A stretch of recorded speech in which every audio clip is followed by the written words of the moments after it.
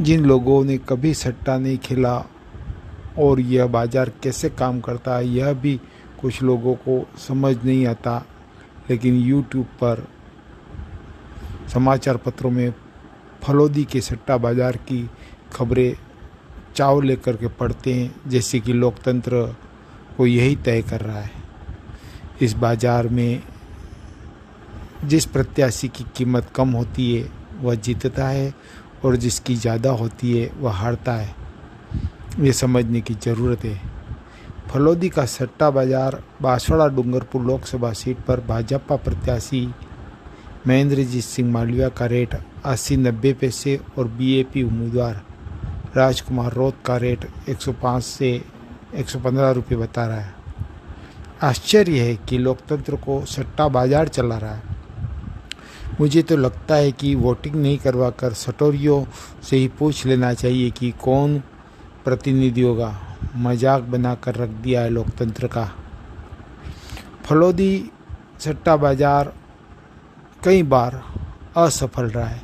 इसके आंकड़े असफल रहे। 3 विधानसभाओं के चुनावों के आंकड़े जो असफल रहे वो मैं यहाँ बता रहा हूँ। फलोदी सट्टा बाज़ार ने छत्तीसगढ़ विधानसभा 2023 में कांग्रेस को 50-52 सीटें और बीजेपी को 37 से 39 सीटें दी थी, जबकि परिणाम यह रहा। बीजेपी के 54 और कांग्रेस के 35 विधायक जीते। सट्टा बाज़ार का परिणाम फैल रहा। इसी तरह से फलोदी सट्टा बाज़ार ने मध्य प्रदेश में कांग्रेस को 114 से 116, वहीं बीजेपी को 110 से 112 सीटें बताई, जबकि परिणाम यह रहा। बीजेपी 163 और कांग्रेस को 66 सीटें मिली। पूरा परिणाम ही अलग रहा सट्टा बाज़ार से, लेकिन फिर भी हम सट्टा बाज़ार पर विश्वास कर रहे हैं।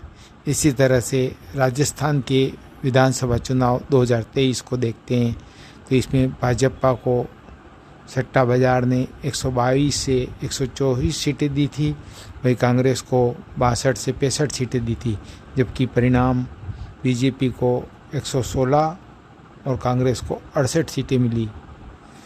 इस सट्टा बाज़ार ने तो वसुंधरा राजे को मुख्यमंत्री ही बना दिया था। इस प्रकार यह स्पष्ट है कि सट्टा बाज़ार अनुमान है। इसमें कोई गणित नहीं है, कोई विश्लेषण नहीं है, सिर्फ अनुमान है। और इस तरह से कुछ लोग पैसा कमाते हैं और ज़्यादातर यह फेल होता है।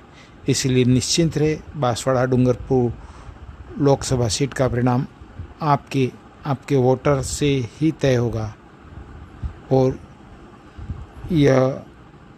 यहाँ लहर चल रही है। परिणाम अनुकूल रहेगा।